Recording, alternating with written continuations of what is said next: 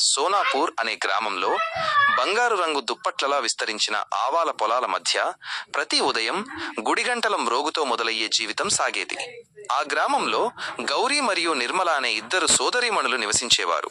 సోదరీమణుల స్వభావం ఒకే తల్లిదండ్రుల పిల్లలైనా వారి స్వభావాలు మాత్రం నదీ దారిలాగా పూర్తిగా భిన్నంగా ఉండేవి.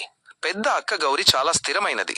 సూర్యోదయం కంటే ముందే లేచి ఇంటి పనుల్లో తల్లికి సహాయం చేసేది. గ్రామస్తులు ఆమెనెంతో నమ్మేవారు. ఆమె ఎక్కువగా వింటుంది, తక్కువగా మాట్లాడుతుంది. కానీ ఆమె మాటలు ఎప్పుడూ శాంతిని తీసుకువచ్చేవి. ఉత్సాహం. చిన్న చెల్లి నిర్మల మాత్రం నవ్వులతో, ప్రశ్నలతో నిండిన అమ్మాయి.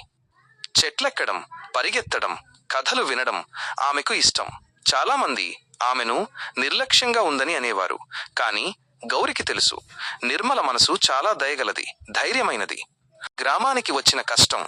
ఒక వేసవిలో తీవ్రమైన ఎరువు గ్రామాన్ని వేధించింది. చెరువు ఎండిపోయింది, పంటలు వాడిపోయాయి. అప్పుడు నిర్మల తన అక్కతో, అక్క, మర్రి చెట్ల అడవిలో ఒక పాత బావి ఉందని అమ్మమ్మ చెప్పింది, అక్కడికి వెళ్దామా అని అడిగింది. గౌరి తన చెల్లిని నమ్మింది. ప్రయత్నిద్దాం, ఆశ కూడా ఒక పనిలాంటిదే అని ముందుకు సాగింది. విజయం గౌరి ధైర్యం చెప్పగా నిర్మల దారి చూపింది. చివరికి అడవి తీగల వెనుక దాగి ఉన్న స్వచ్ఛమైన నీటి బావిని వారు కనుగొన్నారు. గ్రామమంతా ఆనందంతో నిండిపోయింది. పంటలు బతికాయి. గ్రామ పెద్దలు ఇద్దరినీ ప్రశంసించారు. ఆ రోజు నుంచి గ్రామస్తులకు ఒక విషయం అర్థమైంది. జ్ఞానం ఎప్పుడూ గంభీరంగా ఉండదు, ధైర్యం ఎప్పుడూ నిశ్శబ్దంగా ఉండదు. గౌరి, నిర్మలలాగే ప్రతి కుటుంబానికి స్థిరమైన చేతులు, కలలు కనే మనసులు రెండూ అవసరం.